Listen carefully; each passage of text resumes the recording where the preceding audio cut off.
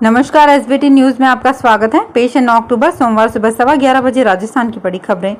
Eastern canal परियोजना को प्रमुख मुद्दा बनाते हुए सत्तारूढ़ कांग्रेस अपने विधानसभा चुनाव के प्रचार अभियान की शुरुआत इस बार 12 जिले से करने जा रही है। 16 अक्टूबर को 12 जिले में बड़ी जनसभा के साथ प्रचार अभियान का आगाज होगा। रविवार को कांग्रेस वॉर रूम में पूर्वी राजस्थान के 13 जिलों के नेताओं के साथ हुई बैठक में इसका फैसला लिया गया। बैठक में मुख्यमंत्री अशोक गहलोत, प्रभारी सुखजिंदर सिंह रंधावा सहित पूर्वी राजस्थान से आने वाले मंत्री और विधायक भी मौजूद रहे। जयपुर के रहने वाले अनंतजीत सिंह नरूका ने चीन के हांगझोउ में वर्ल्ड शूटिंग प्रतियोगिता में पुरुषों के स्कीट इवेंट में 58 का स्कोर करने के साथ सिल्वर मेडल अपने नाम किया। भारत का एशियन गेम्स 2023 में शूटिंग में ये 11वां पदक था। जयपुर आए अनंत ने समर्थन और मार्गदर्शन के लिए सभी का आभार व्यक्त किया। इस दौरान उन्होंने भारतीय शूटिंग समाज की ऊंचाइयों को बढ़ाने के लिए नई प्रेरणा प्रदान करने का संकल्प लिया। उन्होंने कहा, एशियाई खेल में शामिल होना ही चुनौती थी, उसके साथ जीत उससे बड़ी चुनौती। मुझे ये गर्व है कि मैं भारतीय झंडा बुलंद करके लौट आया हूँ। राजस्थान में चुनावी बिगुल के साथ साथ सियासी पारा लगातार गर्माता जा रहा है। सभी राजनीतिक पार्टियां सत्ता के सिंहासन पर अपना दावा जनता के सामने रख रही हैं। इसी कड़ी में भाजपा की तरफ से चलाए गए अभियान नहीं सहेगा राजस्थान को लेकर नया खुलासा सामने आया है।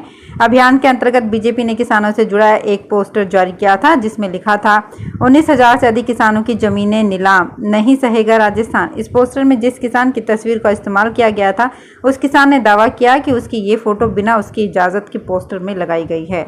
वहीं इस विषय पर किसान ने शनिवार को सीएम गहलोत से ऑफिस में मुलाकात भी की। दिल्ली से जयपुर जाते वक्त केंद्रीय शिक्षा मंत्री धर्मेंद्र प्रधान का रविवार को दिल्ली मुंबई एक्सप्रेसवे के भांडारेज इंटरचेंज पर भाजपा कार्यकर्ताओं ने गर्मजोशी से स्वागत किया।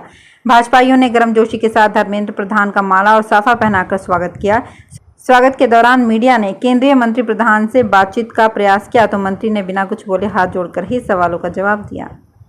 राजसमंद में पर्यटकों की संख्या बढ़ाने के उद्देश्य से द्वारकाधीश मंदिर परिसर में 2 दिन से चले मंथन सेमिनार रविवार को समापन हुआ। इस अवसर पर पूरे भारत के 17 राज्यों से आए पर्यटन विशेषज्ञ द्वारा अपनी तकनीकी राय प्रस्तुत कर राजसमंद पर्यटन को लेकर रोड मैप तैयार किया गया। द्वारकाधीश मंदिर की ओर से राजसमंद में पर्यटन को बढ़ावा देने के उद्देश्य से ये कवायद की गई। सांसद दिया कुमारी की ओर से द्वारकाधीश मंदिर के पीठाधीश्वर गोस्वामी डॉक्टर वागीश कुमार महाराज के प्रस्ताव में प्रभु द्वारकाधीश मंदिर के किनारे जलगरा घाट पर लेजर वाटर शो शुरू करने पर बात हुई। केंद्रीय शिक्षा मंत्री धर्मेंद्र प्रधान ने राजस्थान सरकार पर केवल वोट बैंक के लिए तुष्टीकरण के सारे पैरामीटर पार कर देने का आरोप लगाया है। उन्होंने दावा किया कि प्रदेश की जनता भाजपा के पक्ष में मन बना चुकी है और अगले 50 दिन बाद राजस्थान में भाजपा की सरकार बनेगी। उन्होंने रविवार को जयपुर में भाजपा प्रदेश कार्यालय पर प्रेस वार्ता को संबोधित करते हुए ये बात कही। विश्व की सबसे बड़ी रोटी बनाने का रिकॉर्ड तोड़ने के लिए रविवार को भीलवाड़ा के हरिसेवा धाम में 1000 किलो के तवे पर 151 किलो आटे की रोटी कई प्रदेशों के कारीगरों ने मिलकर बनाई। 2 घंटे के अंतराल में आटा गूंथा गया और स्टील के पाइप से रोटी बेली गई। 1000 किलो कोयले की आंच पर इस रोटी को 4 घंटे से अधिक समय तक सेका गया। वर्ल्ड रिकॉर्ड बनता देखने के लिए सभी बड़ी संख्या में लोग वहां जुटे थे और संत महात्मा भी इस रोटी का बाद में प्रसाद तैयार किया गया और उसे पचकुटे की सब्जी के साथ लोगों को वितरित किया गया। इंडियन स्पेस रिसर्च ऑर्गेनाइजेशन के सॉफ्टवेयर पर हर दिन 100 से ज़्यादा साइबर अटैक होते हैं। इसरो चीफ एस सोमनाथ ने केरल के कोच्चि में 2 दिवसीय इंटरनेशनल साइबर कॉन्फ्रेंस के दौरान ये बात कही। सोमनाथ ने कहा, रॉकेट तकनीक में साइबर हमलों की संभावना बहुत अधिक होती है क्योंकि इसमें एडवांस सॉफ्टवेयर और चिप का इस्तेमाल किया जाता है। ये खतरा कितना भी बड़ा हो, ऐसे हमलों से बचने के लिए पूरी तरह से ये सुरक्षित है। हमारा सिस्टम साइबर सुरक्षा नेटवर्क से लैस है, इसमें किसी तरह से सेंध नहीं लगाई जा सकती। हिंडौन सिटी क्षेत्र से विधानसभा चुनाव के लिए टिकट किसे मिलेगा, इसके लिए राजनीतिक दल चुनावी वॉर रूम में मंथन कर रहे हैं, लेकिन टिकट के दावेदार सोशल मीडिया पर पोल करवाकर खुद की दमदारी दिखा रहे हैं। एक दावेदार के इस प्रयोग के बाद अन्य दावेदारों में भी दूसरे से ज़्यादा ताकत दिखाने की होड़ लगी। टिकट की मनौती से ऊपर उठकर दावेदार कौन बनेगा आगामी विधायक के लिए जनता की बीच स्वयं की पसंद को परख रहे हैं और सोशल मीडिया पर साझा कर रहे हैं। मेडिकल कॉलेज झालावाड़ में नियुक्त परम विशेषज्ञ चिकित्सक नियमों के विपरीत निजी अस्पतालों में भी सेवाएं दे रहे हैं। ये कार्य चोरी छिपे नहीं बल्कि पूरे जोर शोर से हो रहा है। शहर से लेकर मध्य प्रदेश की सीमा तक लगे इन निजी अस्पतालों के होर्डिंग और पोस्टर्स में इन चिकित्सकों के फोटो छपे हुए हैं। इनके अलावा भी कुछ चिकित्सक चोरी छिपे निजी अस्पतालों में सेवाएं दे रहे हैं। इस बारे में सब कुछ जानते हुए भी मेडिकल कॉलेज प्रशासन ने चुप्पी साध रखी है। दीपावली त्यौहार पर ग्रीन पटाखों की बिक्री के लिए अस्थायी लाइसेंस जारी होंगे। इसके लिए इच्छुक व्यक्ति आवेदन पत्र निर्धारित प्रपत्र में मंगलवार तक जमा करा सकते हैं।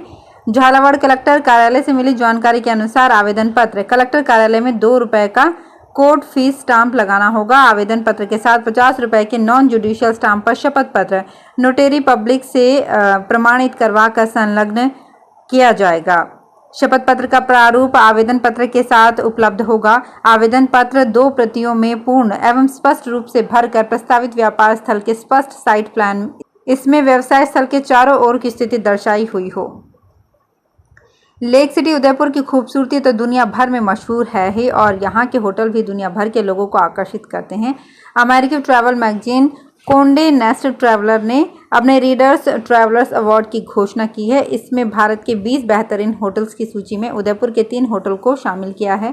इसमें 2 होटल टॉप 3 में हैं। इन होटल्स में होटल लीला और दूसरे स्थान पर ताज लेक पैलेस तीसरे स्थान पर रहे हैं। वहीं होटल द ओबेरॉय उदयविलास ने 12वां स्थान हासिल किया है। भारतीय वायुसेना के 91वें स्थापना दिवस के अवसर पर रविवार को 120 विमानों ने संगम नगरी प्रयागराज में शौर्य दिखाया। सबसे बड़े एयर शो में चिनूक, सूर्य किरण जैसे हेलीकॉप्टर अपने हैरत अंगेज करतबों से हर किसी को आश्चर्यचकित कर रहे थे। सारंग के 5 हेलीकॉप्टर आए और हवा में डायमंड की आकृति बनाए। एयरफोर्स का शौर्य देखने के लिए कुंभ जैसी भीड़ उमड़ी। भीड़ को नियंत्रित करने के लिए जगह जगह प्रशासन ने बैरिकेडिंग भी लगवा रखे थे। झुंझुनू जिले में अब कीटनाशी की दुकानों पर प्रशिक्षित व्यक्ति ही बिक्री कर सकेगा। भूमि की गिरती उर्वरता और फसल व सब्जियों की कीटनाशी की मात्रा ज्यादा होने से असाध्य रोग बढ़ते जा रहे हैं। इसे देखते हुए प्रत्येक दुकानदार के लिए पेस्टिसाइड मैनेजमेंट सर्टिफिकेट कोर्स के लिए 12 दिन का प्रशिक्षण अनिवार्य कर दिया गया है। राजस्थान में अजमेर शिक्षा दुग्ध उत्पादक सहकारी संघ लिमिटेड के विदेशी तकनीक वाले आधुनिक संयंत्रों के बॉयलर कल से गैस पाइपलाइन से सप्लाई शुरू हो जाएगी।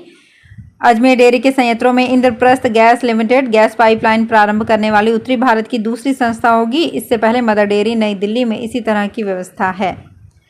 तो फिलहाल इस बुलेटिन में इतना ही, फिर हाजिर होंगे कुछ और बड़ी खबरों के साथ। अगर आप भी अपने आसपास की छोटी बड़ी और महत्वपूर्ण खबरों से अपडेट रहना चाहते हैं तो सब्सक्राइब कीजिए हमारे चैनल SPT न्यूज को और प्रेस कीजिए बेल आइकन पर।